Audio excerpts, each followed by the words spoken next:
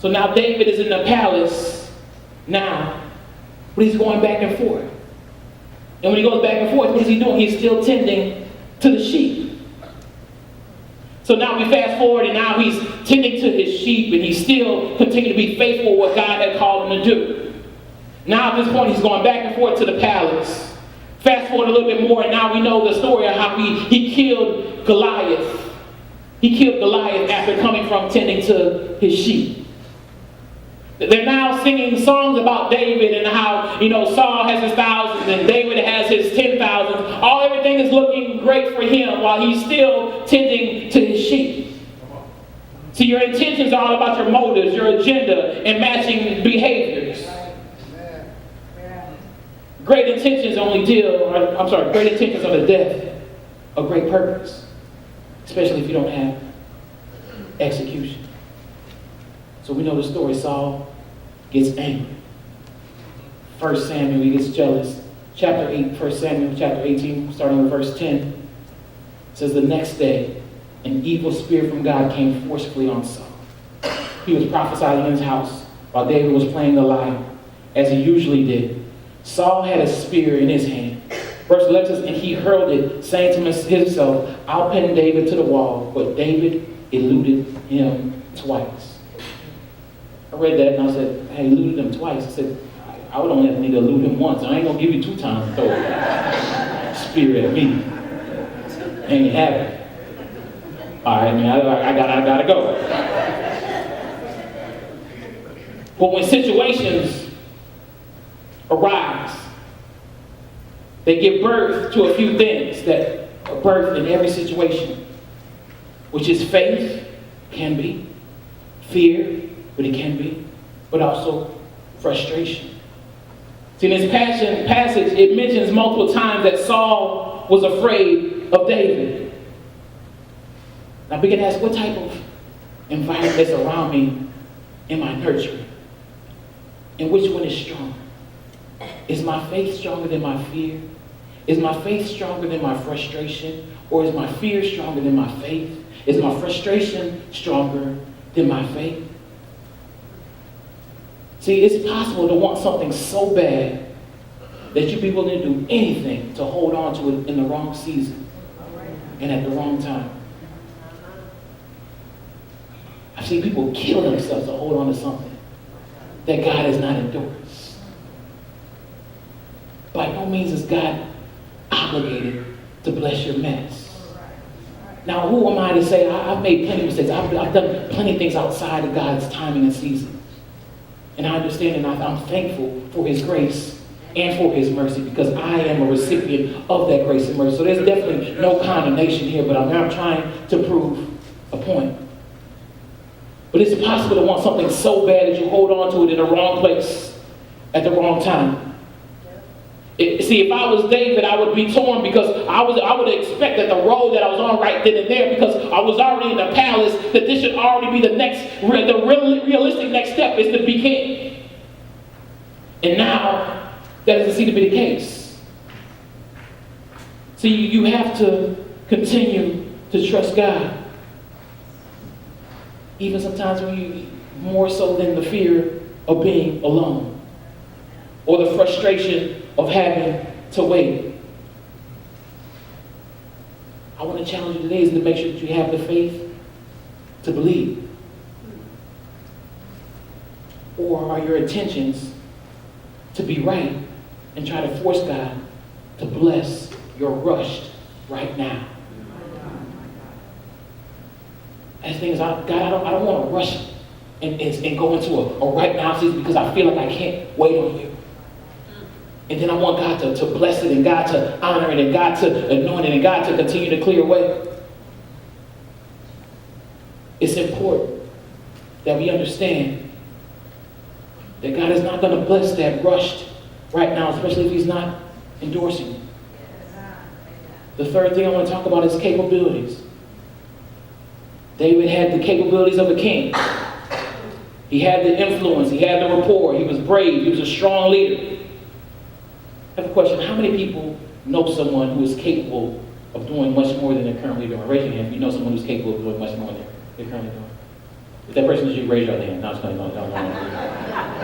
Just kidding. When I talk about that, doing much more than you're capable of doing, I'm referencing people who have not fully grasped all of what they are capable of doing. See, in every season, you should learn more and more about what you're capable of doing. There are many things in my past that I thought was going to kill me, but yet I'm still here. There's many things that I thought that I would not make it, and that was going to be the end of it, and I thought, yet I'm still here. There's many things that have died in my past, and dreams that have died, but yet I'm still here. Things that I thought were possible are now being realities for me. See, there's many things you have to understand that many times that the Lord does not reveal it until you need it. So we're catching up where we started last week. Can you imagine now all these things that I talk about, David? Can you imagine being called of God and anointed by God as a king of Israel, experiencing amazing victory over a giant, and being best friends with the king's son, and playing the harp in the palace, only to find yourself in a foreign land inside of a cave? As you imagine, David was weary during these years of running from Saul. And that's what the enemy wants to do. The enemy wants to get you on a run. The enemy wants you to be weary. It's very important that you don't get spiritually depleted. Amen. Because also, if used properly, the cave can also be a place where you refuel, you replug, and you recharge. So David's on the run. We know that David fled, and then he also was ran into King Achish, and they said, but the servants of Achish said to him, "Isn't that David, the king of the land? Isn't he the one that they sing about in their dances?" And I talked about that. What do you do when your accomplishments now become your accusations?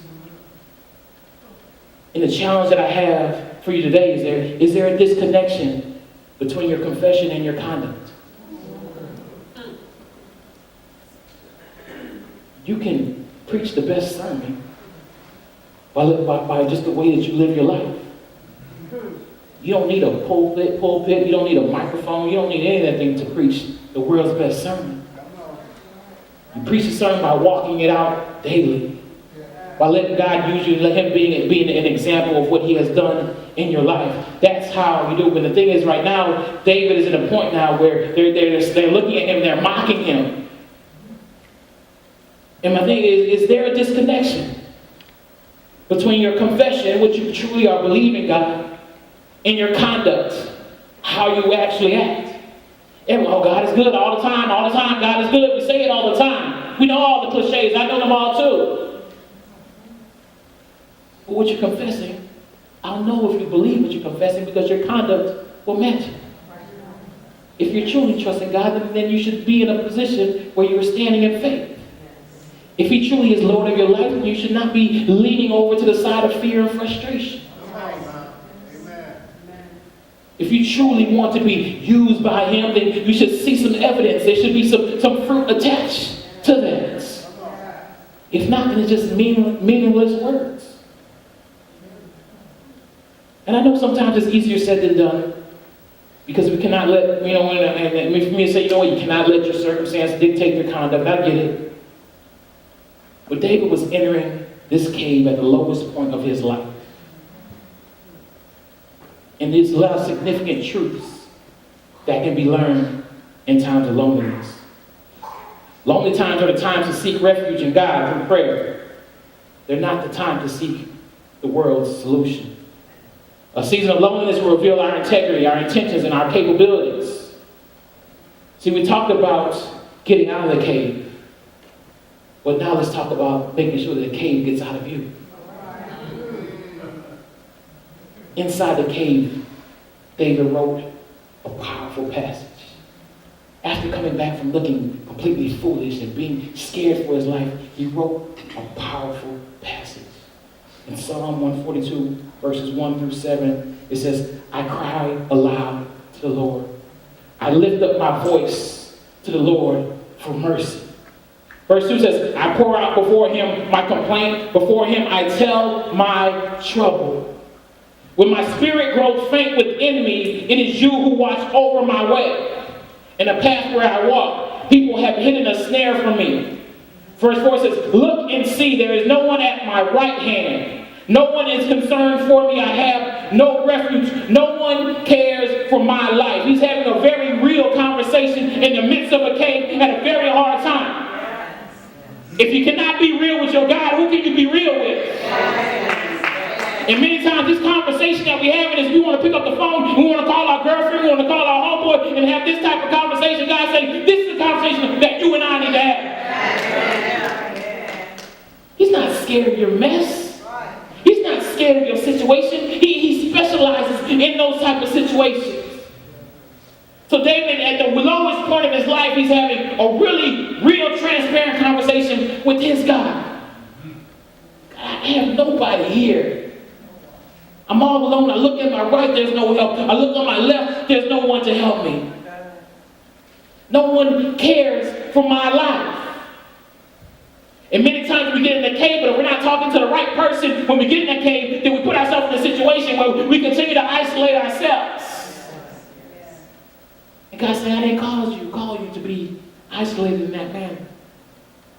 Verse 5 says, I cry to you, Lord. I say, you are my refuge, my portion in the land of the living. Verse 6 says, listen to my cry, for I am in desperate need. Rescue me from those who pursue me, for they are too strong for me.